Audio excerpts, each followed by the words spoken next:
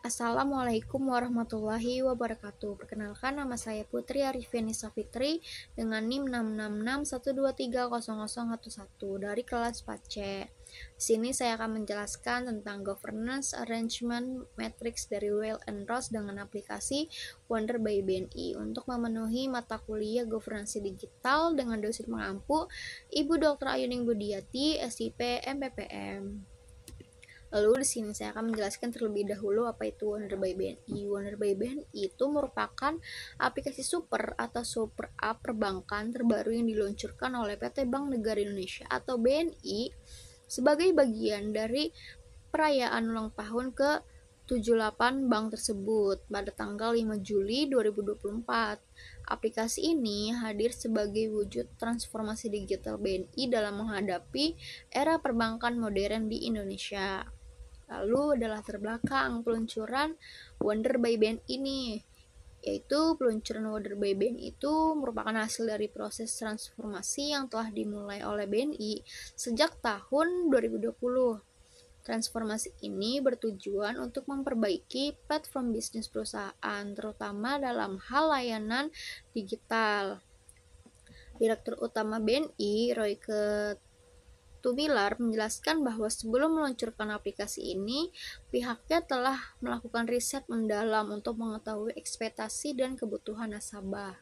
Wonder by BNI dirancang dengan mengikuti standar keunggulan di industri yang tidak hanya di Indonesia, tapi mengikuti standar global, sehingga akan menjadi game changer bagi BNI maupun di Indonesia, di industri perbankan di Indonesia. Tutur Royke dalam peluncuran aplikasi Wonder by BNI. Aplikasi ini dikembangkan sebagai pengganti dari aplikasi BNI Mobile Banking yang sudah ada sebelumnya dengan desain yang lebih modern dan trendy untuk menyasar nasabah dari kalangan Gen Z dan milenial. Dan BNI berharap dengan kehadiran aplikasi Wonder, kinerja BNI dapat meningkat hingga 30%. Lalu ada penjelasan umum dari aplikasi Wonder by BNI ini. Wonder by BNI adalah super app yang menawarkan solusi dalam pengelolaan dan perencanaan keuangan serta investasi yang optimal. Nama Wonder sendiri tampaknya merupakan singkatan atau variasi dari kata wonder yang menggambarkan keajaiban atau kecanggihan aplikasi ini. Lalu selanjutnya ada tampilan aplikasi dari tampilan awal dan tampilan setelah login. Lalu ada fitur aplikasi. Ada apa aja sih di aplikasi Wonder by BNI? Fitur-fiturnya berikut adalah beberapa fitur yang dapat diakses oleh pengguna aplikasi Wonder BNI, yaitu ada tabungan dan biro, life goals, deposito, kartu, deposito baru, life goals, tabungan baru, kartu kredit baru, lalu ada transaksi. Dalam transaksi ini ada fitur transfer, tap cash, e-wallet, bayar dan beli, virtual account, transfer luar negeri, dan mobile tunai. Lalu dalam fitur investasi ada reksadana, obligasi atau sukuk, lifestyle dan e-statement, dan lain-lainnya. Dalam aplikasi Wonder by BNI juga menyediakan fitur laporan rekap keuangan. Fitur ini membantu nasabah untuk melihat dan menganalisis pengeluaran serta pemasukan. Selanjutnya di sini saya akan menjelaskan tentang governance arrangement matrix dari Weil and Ross dengan aplikasi Wonder BNI. Yang pertama itu ada IT Principle, yaitu tentang bagaimana teknologi informasi digunakan dalam bisnis organisasi. Ada pihak yang memberi keputusan dalam bisnis monarki, yaitu ada direksi BNI dan pemerintah. Dalam IT monarki, pihak yang memberi masukan adalah divisi IT. Dalam feudal, pihak yang memberi masukan adalah retail banking dan digital banking. Lalu pihak yang memberi keputusan adalah Departemen Digital Banking. Lalu dalam federal, pihak yang memberi masukan adalah divisi bisnis dan pihak yang memberi keputusan adalah direksi BNI pemerintah. Dalam duopoli, pihak yang memberi masukan adalah divisi IT. Pihak yang memberi keputusan adalah jajaran direksi, dan yaitu ada anarki, pihak yang memberi masukan adalah individu atau unit informal. Lalu yang kedua ada IT arsitektur, yaitu penentuan integrasi dan standarisasi dalam sistem. Pihak yang memberi keputusan dalam bisnis monarki yaitu direksi BNI dan pemerintah. Dalam feudal, pihak yang memberi keputusan adalah Departemen Digital Banking. Dalam federal, pihak yang memberi keputusan adalah divisi IT, dan dalam duopoli, pihak yang memberi masukan adalah divisi IT dan pihak yang memberi keputusan adalah jajaran direksi.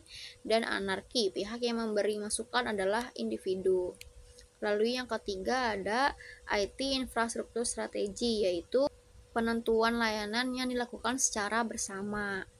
Dalam bisnis monarki, pihak yang memberi keputusan adalah direksi BNI dan pemerintah. Lalu pihak dalam IT monarki, pihak yang memberi masukan adalah divisi IT dan pihak yang memberi keputusan adalah divisi IT. Dalam federal, pihak yang memberi masukan adalah divisi IT. Dalam duopoli, pihak yang memberi masukan adalah kombinasi divisi IT dan jajaran direksi. Dan pihak yang memberi keputusan adalah jajaran direksi. Dalam anarki, pihak yang memberi masukan adalah individu. Lalu yang keempat ada business application needs, yaitu penentuan aplikasi bisnis yang perlu diadakan. Pihak yang dalam bisnis monarki, pihak yang memberi keputusan adalah direksi BNI dan pemerintah. Dalam feudal, dalam IT monarki, pihak yang memberi masukan adalah divisi IT. Dalam feudal, pihak yang memberi masukan adalah retail banking. Lalu pihak yang memberi keputusan adalah Departemen Digital Banking. Dalam federal, pihak yang memberi masukan adalah divisi IT. Dan duopoli, pihak yang memberi masukan adalah kombinasi divisi IT dan manajemen bisnis. Lalu pihak yang memberi keputusan adalah jajaran direksi. Dan anarki, pihak yang memberi masukan adalah individu. Lalu yang kelima adalah IT investment, yaitu keputusan yang perlu diprioritaskan yang memberi decision dalam bisnis monarki adalah direksi BNI dan pemerintah. Lalu dalam IT monarki, pihak yang memberi masukan adalah divisi IT. Dalam feudal, pihak yang memberi keputusan adalah Departemen Digital Banking. Dalam federal, pihak yang memberi keputusan adalah direksi BNI atau divisi IT. Lalu dalam duopoli, pihak yang memberi masukan adalah kombinasi divisi IT dan manajemen bisnis. Lalu pihak yang memberi keputusan adalah jajaran direksi. Jadi dapat disimpulkan bahwa Wonder by BNI merupakan aplikasi super atau super app terbaru yang diluncurkan oleh PT Bank Negara Indonesia (BNI) sebagai bagian dari transformasi digital untuk menyambut era perbankan modern. Aplikasi ini menggantikan BNI Mobile Banking dengan desain lebih modern dan fitur yang ditujukan khusus untuk menarik perhatian generasi Z dan milenial. Wonder by BNI diluncurkan pada tanggal 5 Juli 2024 bertepatan dengan ulang tahun BNI ke-78. Aplikasi ini dirancang berdasarkan rangkaian riset terhadap kebutuhan dan ekspektasi nasabah, serta mengadopsi standar global untuk menjadi game changer di industri perbankan Indonesia. Adapun beberapa fitur unggulan dari aplikasi ini mencakup perencanaan dan pengelolaan keuangan, layanan investasi, dan laporan rekap keuangan untuk memantau pemasukan dan pengeluaran. Sekian dari saya. Wassalamualaikum warahmatullahi wabarakatuh. Assalamualaikum warahmatullahi wabarakatuh. Perkenalkan, nama saya Putri Arifiani Safitri dengan NIM 66612300011.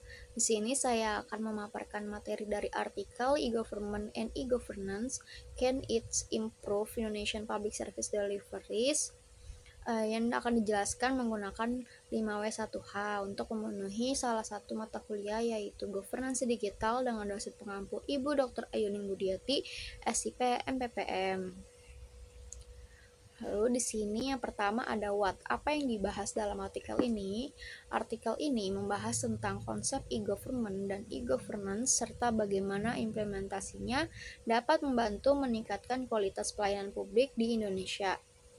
E-government merujuk pada penggunaan teknologi informasi dan komunikasi oleh lembaga pemerintah untuk memberikan layanan publik secara digital seperti pelayanan administrasi, perizinan, dan akses informasi.